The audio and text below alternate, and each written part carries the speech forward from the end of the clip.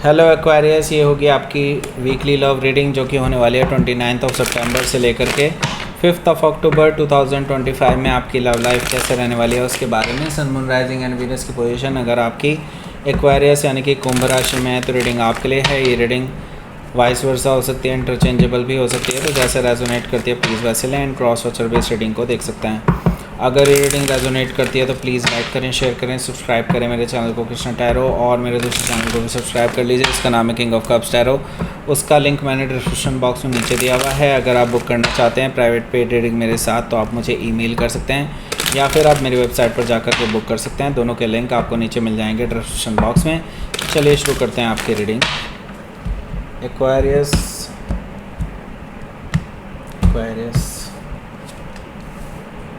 Nine of sword है यहाँ पर और नाइट ऑफ सोर्ड है। Okay, 5 of sword, oh my God, सारी सोर्ड 10 ऑफ वॉन्ट्स भी है। ओके चलो, कोई तो वॉन्ट्स आई।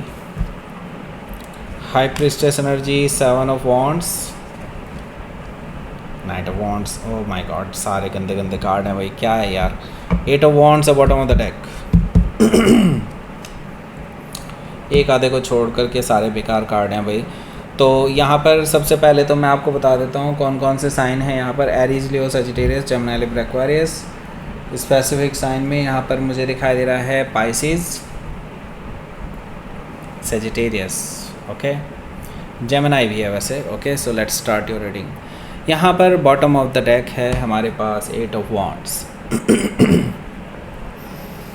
सो काफ़ी टाइम से जो ब्लॉक्ड कम्युनिकेशन था आप दोनों के बीच में वो खुलने वाला है। मुझे लगता है आप दोनों के बीच में काफ़ी लंबा चौड़ा डिस्कशन होने वाला है किसी चीज़ को लेकर के, पुरानी बातों को लेकर के।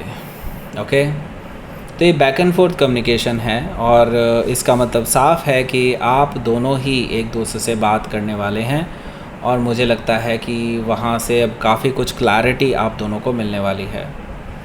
क्या क्लैरिटी मिलने वाली है उस बारे में बात करते हैं। यहाँ पर 10 ऑफ कप्स है।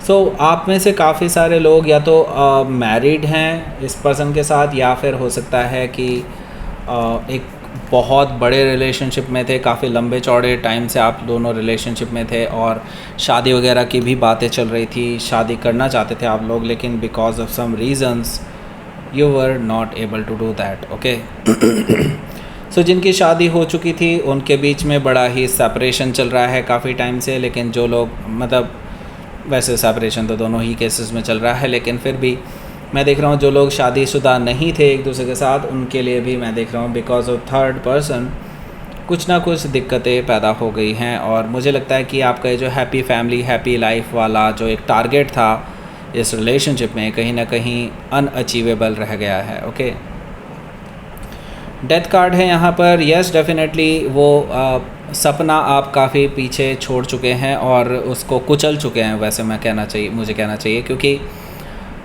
इस पर्सन ने और कुछ छोड़ा ही नहीं। इस पर्सन ने आपको बहुत रुलाया है इस रिलेशनशिप में।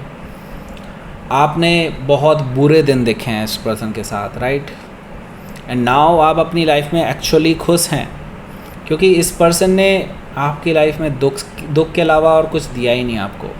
अब आप उस लाइफ को छोड़ चुके हैं, आप उस लाइफ को अलविदा कह चुके हैं और मुझे लगता है कि आपकी लाइफ में एक नई बिगनिंग हो चुकी है और अब आप अपनी नई बिगनिंग के साथ ज़्यादा खुश हैं। इवन दो वो भी स्ट्रगलिंग है फिर भी it's far better.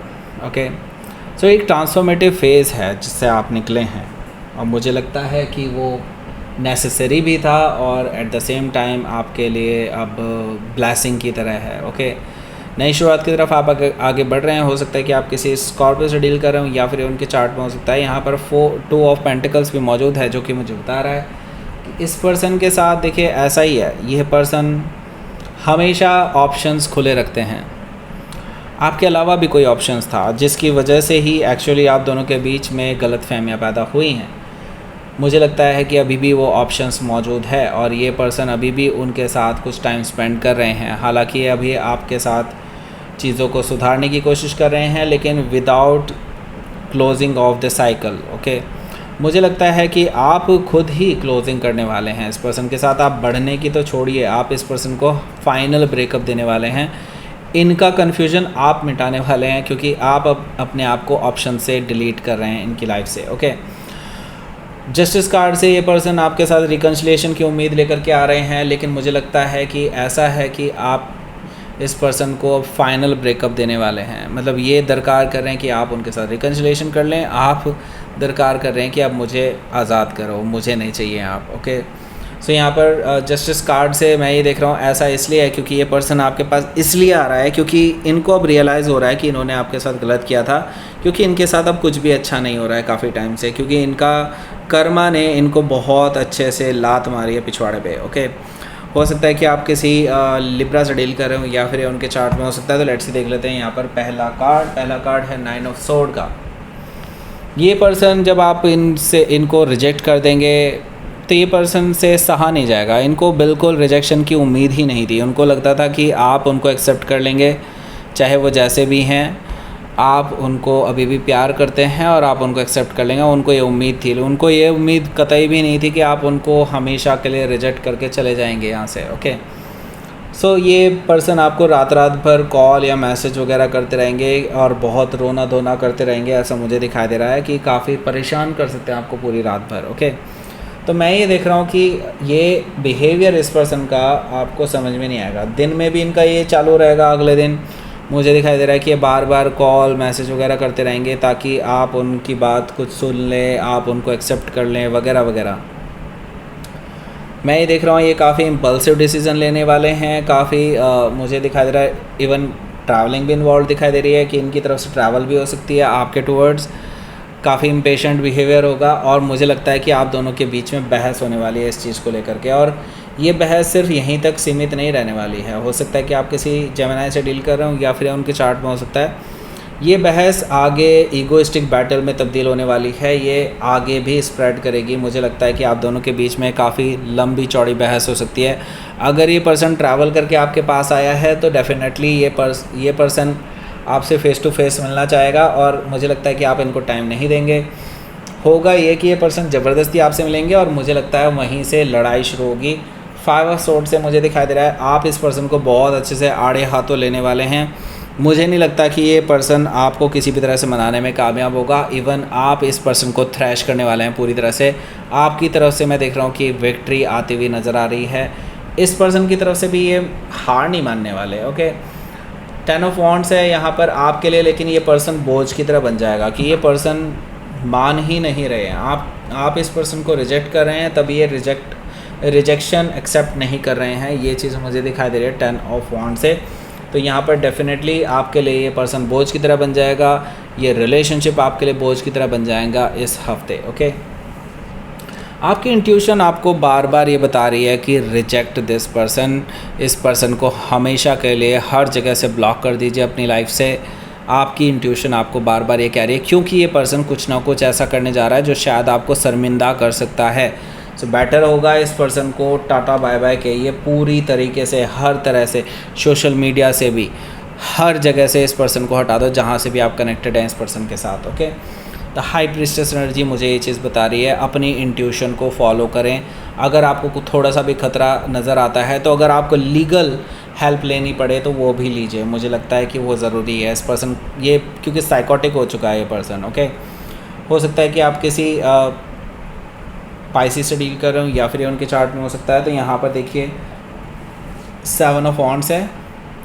7 of wands से मुझे दिखाई दे रहा है कि आप इस पर्सन को ब्लॉक करने वाले हैं। जैसा कि मैंने बताया कि हर जगह से आपको ब्लॉक करना चाहिए इस पर्सन को। येस, डेफिनेटली आप ऐसा ही कुछ करने वाले हैं, लेकिन ये पर्सन से सहा नहीं जाएगा ये चीज़ें। ओके, ये पर्सन फिर से आपके पास आएंगे इस वीकेंड पे। इस वीकेंड पे ये फिर से बहुत इम्पल्सिव बिहेवियर दिखाएंगे, दीवानगी दिखाएंगे आपके पीछे पीछे। ऐसा मुझे दिखाई दे रहा है कि लाइक वो होते हैं ना कि जिनसे डर लगता है। ओके, ऐसे लोग जो मतलब थोड़े साइकोटिक टाइप होते हैं, वैसे टाइप का बिहेवियर ये पर्सन दिखाने वाले हैं। मुझे लगता है कि ये पर्सन इतना इजीली आपका पीछा नहीं छोड़ने वाले। मुझे लगता है कि आपको इस पर्सन का पूरा प्रॉपर इलाज करना होगा एक बार, तभी ये पर्सन आपका पीछा छोड़ेगा। हो सकता है कि आप किसी सेजिटेरियस से डील कर रहे हो या फिर उनके चार्ट में हो सकता है। तो लेट्स सी, आपके लिए देख लेते हैं यहाँ पर आउटकम क्या रहने वाला है।